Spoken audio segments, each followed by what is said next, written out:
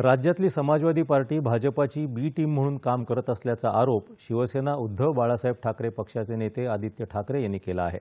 ते आज मुंबईत वार्ताहरांशी बोलत होते।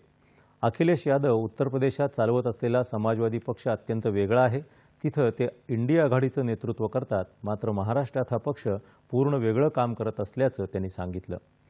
हिंदुत्वाबद्दलची आमच्या पक्षाची भूमिका स्पष्ट आहे। हिंदू मुस्लिम सगळ्यांना सोबत घेऊन आम्ही पुढे चाललो आहोत, असं ते म्हणाले।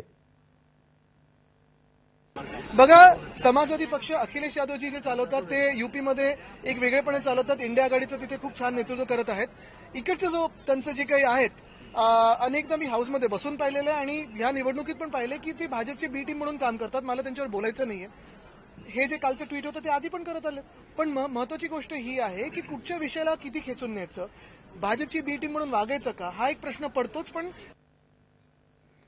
शिवसेना उद्धव बाळासाहेब ठाकरे पक्षानं पुन्हा एकदा हिंदुत्वाची भूमिका घेतली आहे, तर समाजवादी पक्षाची भूमिका सर्वधर्म समभावाची असल्यानं आम्ही महाविकास आघाडीत राहू शकत नाही, म्हणून आघाडीतून बाहेर पडण्याचा निर्णय घेत आहोत, असं अबू आझमी यांनी काल म्हटलं होतं। याबाबत विचारलेल्या प्रश्नाला आदित्य ठाकरे उत्तर देत होते।